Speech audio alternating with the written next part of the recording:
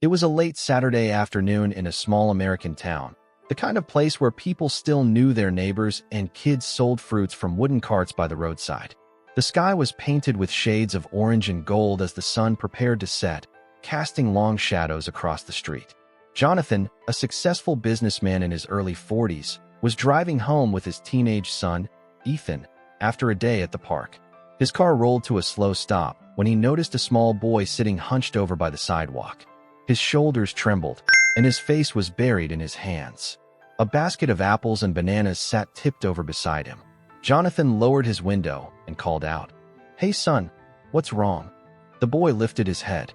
His cheeks were stained with tears, his eyes swollen and red. "Sir," he stammered, holding up a crumpled bill. "Someone bought my fruits and gave me this, but it's fake. My mom will punish me. I lost everything." Jonathan took the bill, examined it closely, and sighed. The boy was right. It wasn't real money. For a child barely 12 years old, the weight of such a mistake seemed unbearable. Jonathan crouched down in front of him. "Cry no more," he said gently. "How much for all your fruits?" The boy sniffled, wiped his face with the back of his hand, and whispered, $30, sir." Jonathan reached into his wallet, pulled out a crisp $50 bill, and handed it to him without hesitation. The boy's eyes widened. "But sir, that's more. Keep the change," Jonathan said with a small smile. "You've already had a rough day." As Jonathan turned back toward his car, something caught his eye. The boy's sneakers were falling apart, holes at the toes, soles worn thin. His socks peeked through, dirty and frayed. Jonathan paused, then glanced at his own son, Ethan, sitting silently in the passenger seat of the car. "Ethan," Jonathan called softly, "take off your shoes and bring them here." Ethan hesitated for a moment, surprised. But one look at his father's steady expression, and he quietly slipped off his sneakers, brand new ones they had bought just last week. He carried them over and handed them to the boy. "Here," Jonathan said, kneeling down. "Try these on." The boy blinked in disbelief. Slowly, he slid his feet into the sneakers. They fit perfectly. His face lit up with a shy smile. But Jonathan wasn't finished. The late autumn wind carried a chill, and he noticed the boy shivering in his thin t-shirt. He turned to Ethan again. "Your jacket, son." Ethan obeyed without complaint, handing over his jacket.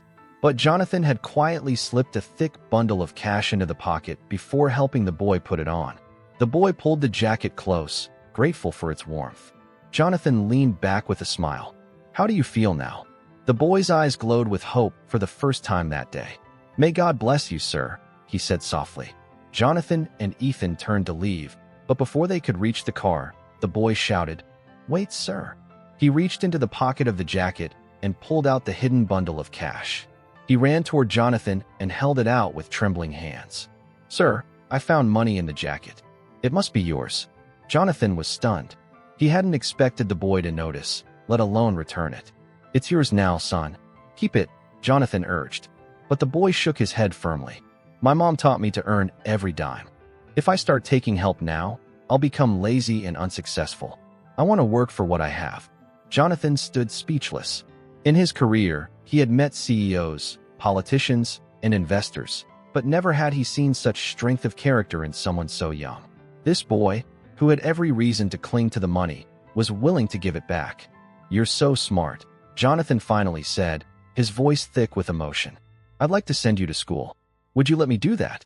The boy hesitated, then smiled. A bright, innocent smile that carried more dignity than wealth could ever buy. "I'm grateful, sir. I promise to return the kindness one day." Jonathan looked at his son, who had witnessed everything in silence.